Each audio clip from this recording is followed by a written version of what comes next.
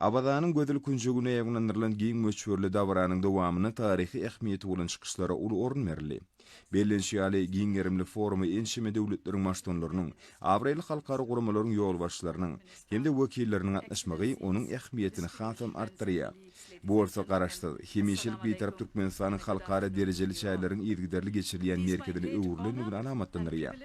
Deňizde çykalgasy bolmadyk ösüp barýan döwletler boýunça 3-nji maslahat Türkmenistan bilen Birleşmiş Milletler Guramasynyň arasyndaky strategik hyzmatdaşlygyň taryhyny täze sahypany açar.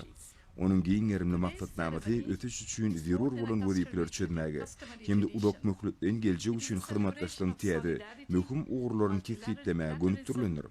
Bu bolsa beýtarap Türkmenistanyň öňe sürýän dörejilikli başlangyçlarynyň giňden ikrar edilýändiginiň we olaryň iş ýüzüne durmuşy geçirilýändiginiň nowatdaky beýanlary.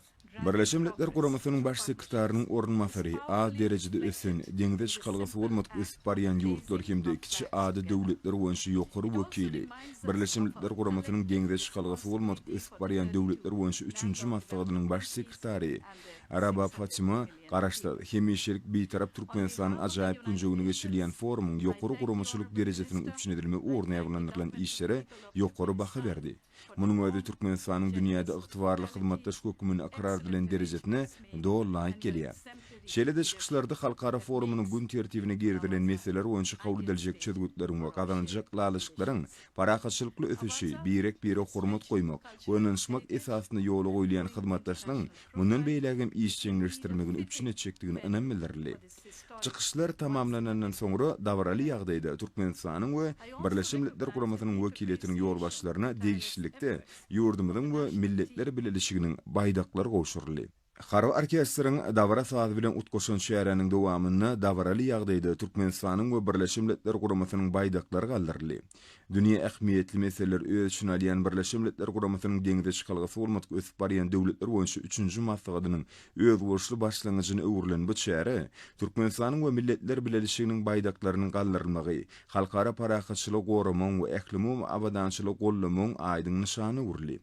Türkmenistanyň hemişilik beýtaraplyk hukuk derejesi Birleşmiş Milletler Guramasynyň baş assambleýasynyň degişli kararnamalary esasynda 3 gedek ikrar edildi. Birleşmiş Milletler Guramasynyň resmi nyşanlaryny ornalan zeytun şahalarynyň şekiliniň ýurdumyzyň milli tuğuny ýerleşdirilmegi, Mehriban watanymyzyň we bu Awraili halkary guramanyň alyp barýan işleriniň aýrylmaz baglanşyklygyny angladýar. Ýurdumyz Birleşmiş Milletler Guramasyna agza bolan watanyň märim onuň ýakyn hyzmatdaş hökümini halklaryň arasynda dostlugyň, ynanşmagy we özara hormat goýmagy esaslanýan gatnaşyklaryň puturlandyrylmagyny, ählimum abadançylygyň üçin edilmegini uly goşunt goşýar. Garaşly Türkmenistan bildirilýän uly öneme ýa bolup, ähli syýasy, diplomatik we ykdysady mümkinçiliklerinden özüniň ägirt uly parakaçylyk dörejilik kuwatyny netijeli peýdalanýar. Şeýlelikde dawra garaşdy. Hemişilik beýtarap Türkmenistanyň ählimum parakaçylygy, abadançylygy üçin etmäge, durnukly ötüş maksatlaryna ýetmäge goşýan goşandynyň dünýä jemgyýetçiligi tarapyndan ikrar edilýändiginiň aýdyň subutnamasyny urly.